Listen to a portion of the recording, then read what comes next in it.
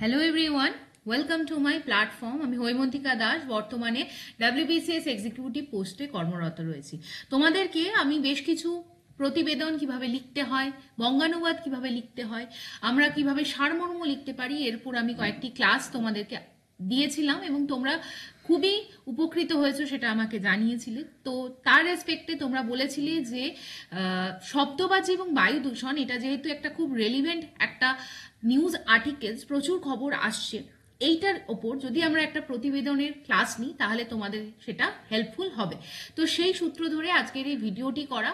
West Bengal public service কমিশনের clerkship, এছাড়াও যারা ওয়েস্ট বেঙ্গল পুলিশের কোনো ডেসক্রিপটিভ পেপার দিচ্ছ কিংবা পরবর্তীকালে যারা WBCS বা মিসলেনিয়াসের ডেসক্রিপটিভ পেপারকে অ্যাটেম্প্ট করবে, তাদের সকলের জন্য আমার মনে হয় এই ভিডিওটা অত্যন্ত ইম্পর্টেন্ট। তাহলে দেরি না করে শুরু করা যাক আজকের ক্লাস, যেখানে আমরা ডেসক্রিপটিভ বেঙ্গলি রাইটিংসকে লিখবো এবং আমরা প্রতিবেদনকে একটা ড্রাফট করব, প্রতিবেদন রচনা করব এবং আজকের টপিক হবে শব্দবাজি ও বায়ু দূষণ। তাহলে পরীক্ষায় যদি ধরো এইভাবে একটা কোয়েশ্চেন দেয়া হলো যে শব্দবাজির কবলে বায়ু দূষণ এই বিষয়ক একটি প্রতিবেদন লিখুন বা প্রতিবেদন রচনা করুন, তাহলে আমরা আগের দিনের ক্লাসে যখন প্রতিবেদন নীতি ক্লাস করেছিলাম সেখানে আমরা দেখেছিলাম যে কিভাবে আমাদের প্রতিবেদনকে সূচনা করা উচিত, বা যে কোনো একটি টপিক দিলে, আনকমন টপিক দিলেও সেটাকে আমরা কিভাবে ডেসিফার করতে পারি। তাহলে যখন পরীক্ষায় দেবে এই ধরনের একটি টপিক, তাহলে ইনস্ট্যান্টলি আমাদের, যেহেতু ক্লার্কশিপ পরীক্ষায় সময় কম থাকবে, আমাদের ইনস্ট্যান্টলি দুটো টার্মকে এখান থেকে পিক আপ করতে হবে। ওয়ান ইজ, প্রথম শব্দটা হলো শব্দবাজি এবং দ্বিতীয় শব্দটি হলো বায়ু দূষণ। তাহলে আমরা জাস্ট রাফ একটা ড্রাফট করব, শব্দবাজি নিয়ে লিখতে বলা হয়েছে, বায়ু দূষণ নিয়ে লিখতে বলা হয়েছে, বা এটাকে আমরা একটুখানি ব্রডার সেন্সে যদি ভাগ করে নিই, আমরা এটাকে পরিবেশ দূষণ নিয়েও কিন্তু লিখতে বলা হতে পারে, শব্দবাজি ও পরিবেশ দূষণ। যদি এই টপিকটা ধরে আজকে আমরা রিপোর্টটাকে ড্রাফট করার চেষ্টা করি, তাহলে আমরা দেখব শব্দবাজি যেভাবে দীপাবলির রাতে বা এই যে দিওয়ালি, এই ফেস্টিভ্যালটাই আমরা সেলিব্রেট করে থাকি, তার একটা যেমন আমাদের আনন্দের উৎসব আছে, সেটি একটি দিক, কিন্তু তার সাথে যে ব্যাপক পরিমাণে আমরা বায়ু দূষণ ঘটাই এবং শব্দ দূষণ ঘটাই এবং তার কি কি ইম্প্যাক্ট বা প্রভাব আমাদের সর্বত্র পড়ছে, পরিবেশের ওপর পড়ছে, আমাদের স্বাস্থ্যের ওপর পড়ছে, সেই নিয়ে আমাদের প্রতিবেদন লিখতে হবে। যেহেতু আমাদের রিপোর্ট রাইটিং এর ক্ষেত্রে খুব বেশি সময় থাকে না, তাই আমরা কি করব, আগের দিনের ক্লাসেও আমি তোমাদেরকে শিখিয়েছিলাম যে তোমরা একটা জায়গায় ড্রাফট করবে।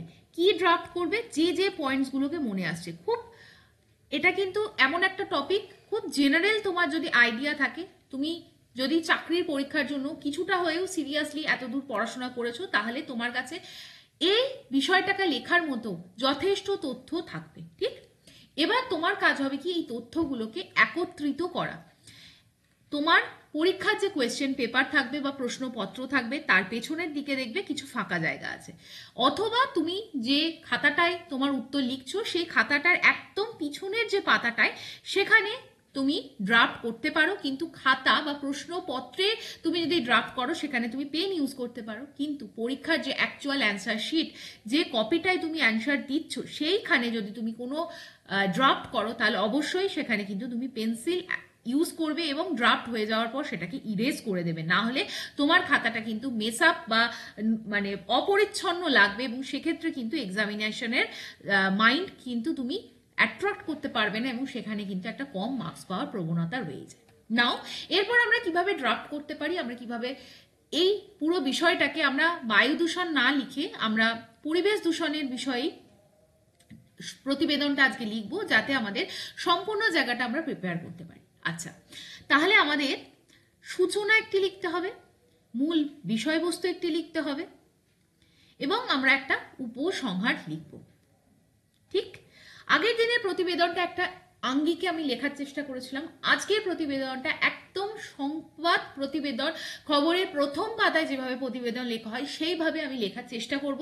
তো সূচনায় তাহলে আমরা কি লিখবো, একদম যে মেন ইনফরমেশন সেটাকে আমরা ইন্ট্রোডিউস করব, সেটাকে আমরা উপস্থাপন করব। আমরা কিভাবে লিখতে পারি, শব্দ দূষণ কিসের জন্য হচ্ছে, দীপাবলির সময়। দীপাবলি কি, এটি একটি আনন্দ উৎসব, তাই আমরা এইটা লিখতে পারি। আমি একদম স্টুডেন্ট হিসাবে কিন্তু এটাকে ভাবার চেষ্টা করছি যে আমি পরীক্ষা হলে কিভাবে ভাববো। তাহলে দীপাবলি আনন্দ উৎসব, কিন্তু এই আনন্দে মাতোয়ারা অবস্থায় বা এই আনন্দকে সেলিব্রেট করার পাশাপাশি আমরা কিন্তু জ্ঞানত এবং অজ্ঞানতই আমাদের যে পরিবেশ সেটাকে দূষণ করে চলেছি। এবং পরিবেশ দূষণের যে মেন দুটো অংশ শব্দবাজির দ্বারা প্রভাবিত হয়, একটি হলো বায়ু এবং আরেকটি হলো শব্দ দূষণ। ঠিক যেখানে আমাদের যে প্রয়োজনীয় যে স্বাস্থ্যকর যে শব্দের মাত্রা, যে ডেসিবেল, সেটা কিন্তু অনেকটাই অতিক্রম করে যায়। তাহলে এটা দিয়ে আমরা আমাদের সূচনাকে লিখতে পারি। এরপর আমরা মূল বিষয়বস্তুতে যখন লিখবো তখন আমরা কি লিখতে পারি? মূল বিষয়বস্তুতে আমরা এটাই লিখতে পারি যে মূল বিষয়বস্তুতে শব্দ দূষণের ফলে, শব্দবাজির কবলে প্রথমত হচ্ছে বায়ু দূষণ। বায়ু দূষণে কি হচ্ছে? বিভিন্ন ধরনের যে gas, CO2, sulphur die oxide বা নাইট্রোজেনের বিভিন্ন অক্সাইডগুলো বাতাসে এর পরিমাণ বাড়ছে। ফলত কি হচ্ছে? আমাদের শ্বাসকষ্ট হচ্ছে, আমাদের হাঁপানি বা ফুসফুসের সমস্যা দেখা যাচ্ছে। এরপর আমরা যদি দেখি শব্দের যে দূষণ হচ্ছে, শব্দ দূষণ কেন হচ্ছে? কারণ শব্দের যে আমাদের কানের যে শ্রুতির যে লিমিট সেটা ক্রস হয়ে যাচ্ছে। প্রপার ডেসিবেল, বোমা বাজির আওয়াজে সেটা কিন্তু মেনটেন হচ্ছে না বা সুরক্ষার সীমার বাইরে সেটা বেরিয়ে যাচ্ছে। ফলত মূলত যারা শিশু এবং মূলত যারা বৃদ্ধ তাদের কিন্তু একটি অস্বস্তিকর পরিবেশ সৃষ্টি হচ্ছে। ঠিক, তাহলে এইটুখানির মধ্যেই কিন্তু আমরা বিষয়বস্তুতে দুটো অ্যাঙ্গেলকে তুলে ধরলাম, বায়ু দূষণ এবং শব্দ দূষণ, এবং সেটি কিভাবে আতশবাজির দ্বারা কিন্তু ভয়াবহতার রূপ নিচ্ছে। লাস্ট আমাদের পড়ে থাকছে উপসংহার পোর্শন।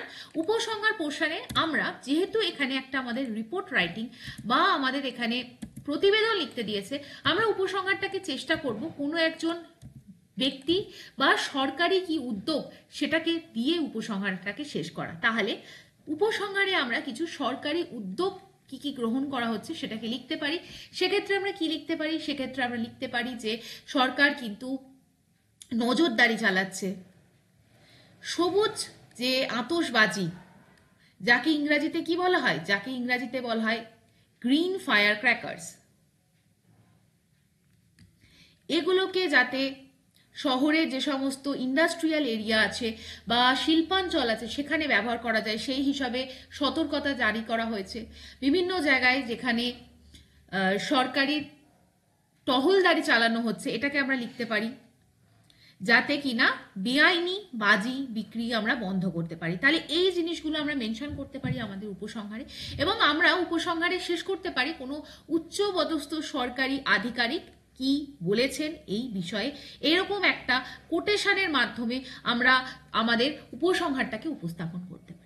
এই সব কিছু নিয়ে আমাদের ভাবতে 1 থেকে 2 মিনিটের বেশি সময় লাগা উচিত নয়, এবং সেই সমস্ত যে তথ্যগুলো আমরা আলোচনা করলাম সেটাকে এবার আমরা যখন ড্রাফট করব, প্রতিবেদন আকারে আমরা প্রকাশ করব, তাহলে আমাদের কি দিতে হবে? প্রথমেই একটা আমাদের শিরোনাম দিতে হবে। ঠিক, আমি ডিরেক্ট একদম সিম্পল শিরোনাম না ইউজ করে আমি লিখেছি, দেখো, লাগাম ছাড়া শব্দবাজি, বায়ু ও শব্দ দূষণ ছাড়ালো বার্তা। তার মানে আমি এখানে একটু খুব বেশি আমি ভাবলাম না, রেদার আমি এটাকে একটুখানি স্ট্রেট ফরওয়ার্ড না লিখে আমি ঘুরিয়ে লেখার চেষ্টা করলাম যাতে শিরোনামটা আমাদের অ্যাট্রাকটিভ হয়। এরপর আমাদের যেটা general draft of the report বা প্রতিবেদন লেখার যে সাধারণ নিয়ম, সেটা আমরা লিখলাম যে নিজস্ব সংবাদদাতা, ক খ ব, মানে এখানে একটি আমরা স্থানকে মেনশন করলাম। তোমরা চাইলে কলকাতা, নিউ দিল্লি এরকমও লিখতে পারো।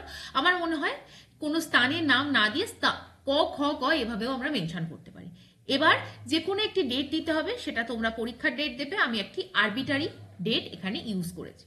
এরপর আমরা মূল বিষয়বস্তুতে চলে যাব, এবং কি লিখেছি আমরা একটু পড়ে নিই। দীপাবলির উৎসবে আনন্দের সঙ্গে সঙ্গে বাড়ছে উদ্বেগও। একদম মূল বিষয়বস্তু দিয়েই আমি কিন্তু শুরু করেছি আমার লেখা। লাগাম ছাড়া শব্দবাজির ব্যবহার ও অতিরিক্ত ধোঁয়াধারী আতশবাজির কারণে এবছর বায়ু ও শব্দ দূষণ দুটোই ছাড়িয়েছে স্বাভাবিক মাত্রা। শহরের আকাশে ছড়িয়ে পড়েছে ধোঁয়া ও বিষাক্ত গ্যাসের আস্তরণ।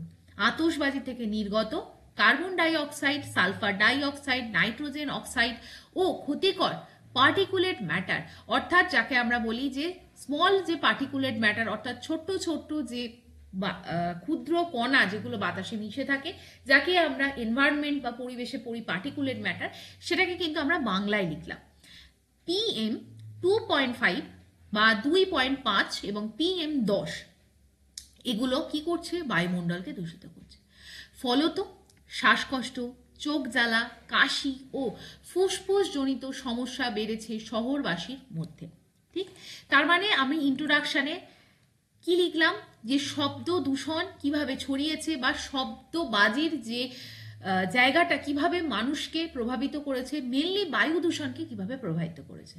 নেক্সট জায়গায় আমরা এবার লিখব শব্দবাজির প্রভাব শব্দ দূষণের ওপর কি ইম্প্যাক্ট ফেলেছে। সেখানে কি লিখলাম, শব্দবাজির বিকট শব্দে অতিষ্ঠ নাগরিকরা। গভীর রাতে বাজি ফাটানো নিষিদ্ধ হলেও বহু এলাকায় সেই নিয়মের তোয়াক্কা করা হয়নি।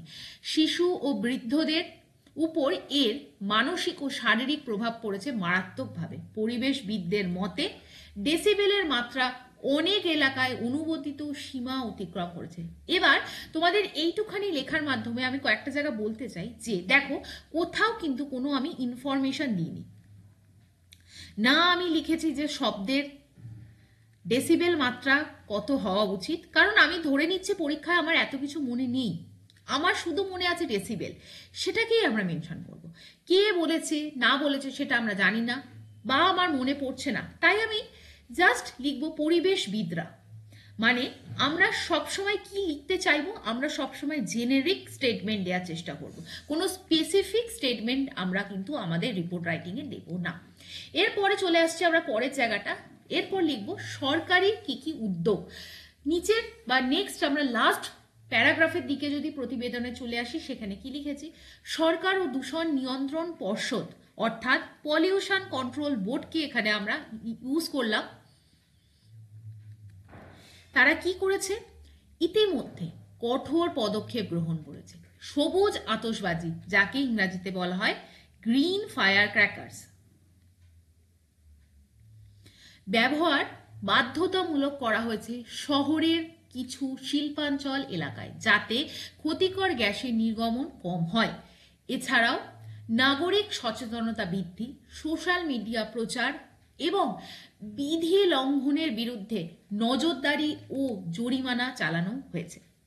আশা করি পুরো জায়গাটাকে বোঝাতে পারলাম। এবার লাস্ট পোর্শনটায় দেখো, একদম উপসংহারের শেষ জায়গায় আমি লিখেছি, উৎসবের আনন্দ যেন প্রকৃতির ক্ষতি না ডেকে আনে, এটাই হোক আমাদের অঙ্গীকার। সচেতন নাগরিক সমাজই পারে দূষণমুক্ত ও শান্তিপূর্ণ দীপাবলি গড়ে তুলতে, এমনটাই জানিয়েছেন সরকারি এক উচ্চ পদস্থ আধিকারিক। তার মানে কে জানিয়েছে সেটা যদি আমাদের মনে না থাকে, আমরা লিখতে পারি পুলিশের উচ্চতন বা ঊর্ধ্বতন পদাধিকারী, এরকম ভাবেও আমরা লিখতে পারি, বা আমরা লিখতে পারি সরকারি এক উচ্চ পদস্থ আধিকারিক, অর্থাৎ গভর্নমেন্টের তরফ থেকে জানানো হয়েছে, সরকারি পক্ষ থেকে জানানো হয়েছে। কে জানাবে? অবশ্যই সরকারের কোনো একজন উচ্চ পদস্থ আধিকারিকই জানাবে। তাই দেখো, এটা আবার কিন্তু আমরা কি করলাম, একটি জেনারিক স্টেটমেন্ট করলাম। ঠিক, তার মানে আমরা কি লিখলাম, এরপর যদি আমরা পুরো মানে প্রতিবেদনটাকে একবার আমরা রিভাইজ করি, সেখানেও কিন্তু আমাদের খুব বেশি সময় লাগবে না পরীক্ষার হলে এই জিনিসটাকে একবার পড়ে নিতে বা বুঝে নিতে যে আমাদের তরফ থেকে কোনো ভুল ভ্রান্তি বা বানানের কিছু গন্ডগোল হয়ে গেছে কিনা। তো সেই জায়গাটা দেখতে আমরা কি লিখবো, লাগাম ছাড়া শব্দবাজি ও বায়ু ও শব্দ দূষণ ছাড়ালো মাত্রা। দীপাবলির উৎসবে আনন্দের সঙ্গে সঙ্গে বাড়ছে উদ্বেগ। লাগাম ছাড়া শব্দবাজির ব্যবহার ও অতিরিক্ত ধোঁয়াধারী আতশবাজির কারণে এবছর বায়ু ও শব্দ দূষণ দুটোই ছাড়িয়েছে স্বাভাবিক মাত্রা। শহরের আকাশে ছড়িয়ে পড়েছে ধোঁয়া ও বিষাক্ত গ্যাসের আস্তরণ। আতশবাজি থেকে নির্গত carbon die oxide, sulphur die oxide, nitrogen oxide ও ক্ষতিকর পার্টিকুলেট ম্যাটার PM 2.5 এবং PM 10 বায়ুমণ্ডলকে দূষিত করছে। ফলত শ্বাসকষ্ট, চোখ জ্বালা, কাশি ও ফুসফুসজনিত সমস্যা বেড়েছে শহরবাসীর মধ্যে। শব্দবাজির বিকট শব্দে অতিষ্ঠ নাগরিকরা। গভীর রাতে বাজি ফাটানো নিষিদ্ধ হলেও বহু এলাকায় সেই নিয়মের তোয়াক্কা করা হয়নি। শিশু ও বৃদ্ধদের ওপর এর মানসিক ও শারীরিক প্রভাব পড়েছে মারাত্মকভাবে। পরিবেশবিদদের মতে ডেসিবেলের মাত্রা অনেক এলাকায় অনুমোদিত সীমা অতিক্রম করেছে। লাস্ট অংশে, সরকার ও দূষণ নিয়ন্ত্রণ পর্ষদ ইতিমধ্যে কঠোর পদক্ষেপ গ্রহণ করেছে। সবুজ আতশবাজি ব্যবহার বাধ্যতামূলক করা হয়েছে শহরের কিছু শিল্পাঞ্চল এলাকায়, যাতে ক্ষতিকর গ্যাসের নির্গমন কম হয়। এছাড়াও নাগরিক সচেতনতা বৃদ্ধি, সোশ্যাল মিডিয়া প্রচার এবং বিধি লঙ্ঘনের বিরুদ্ধে নজরদারি ও জরিমানা চালু হয়েছে। উৎসবের আনন্দ যেন প্রকৃতির ক্ষতি না ডেকে আনি, এটাই হোক আমাদের অঙ্গীকার। সচেতন নাগরিক সমাজই পারে দূষণমুক্ত ও শান্তিপূর্ণ দীপাবলি গড়ে তুলতে, এমনটাই জানিয়েছেন সরকারি এক উচ্চপদস্থ আধিকারিক। সো হোপফুলি আমাদের এই পুরো জায়গাটা ক্লিয়ার হয়েছে। কেমন লাগলো পুরো জায়গাটাকে মেনশন করো। এই যে পুরো লেখাটা আমরা তখনই লিখতে পারবো যখন কিন্তু আমরা রেগুলার প্র্যাকটিস করব। Practice makes a man perfect. Without practice কিন্তু আমরা কখনোই এই জিনিসটাকে পরীক্ষা হলে লিখতে পারবো না, কারণ আমাদের ব্রেন কিন্তু ফাংশন করবে না প্রপারলি। আমরা কিন্তু ভয় পেয়ে যাব এবং সেই জায়গা থেকে কিন্তু আমরা প্রপারলি একটা রাইটিংকে কিভাবে লিখতে হয় সেটাকে লিখে আসতে পারবো না। তো তার জন্য কিন্তু রেগুলার তোমাদের একটা প্র্যাকটিস দরকার। প্র্যাকটিস না থাকলে এই কমন তোমরা টপিক পাবে, তোমাদের চেনা জানা কোনো টপিক পাবে, যথেষ্ট তথ্য তোমাদের কাছে থাকবে, কিন্তু সেটাকে উপস্থাপন করতে পারবে। সো আজকের ভিডিওটা কেমন লাগলো অবশ্যই জানিও। লাইক করো, শেয়ার করো, অবশ্যই সাবস্ক্রাইব করো। তোমরা কেউ যদি ডেসক্রিপটিভ ক্লার্কশিপের রেসপেক্টে গাইডেন্স নিতে চাও তাহলে আমাকে মেল করো। This is my mail ID. এই মেল আইডির লিঙ্ক তোমরা কোথা থেকে পাবে? এই ভিডিওর ডেসক্রিপশন বক্স থেকে, অথবা ফার্স্ট পিন কমেন্ট সেকশন থেকে এই মেল আইডিটা তোমরা অ্যাক্সেস করতে পারবে। মেল আইডিতে তোমরা তোমাদের নাম এবং কন্ট্যাক্ট নাম্বার অবশ্যই মেনশন করো।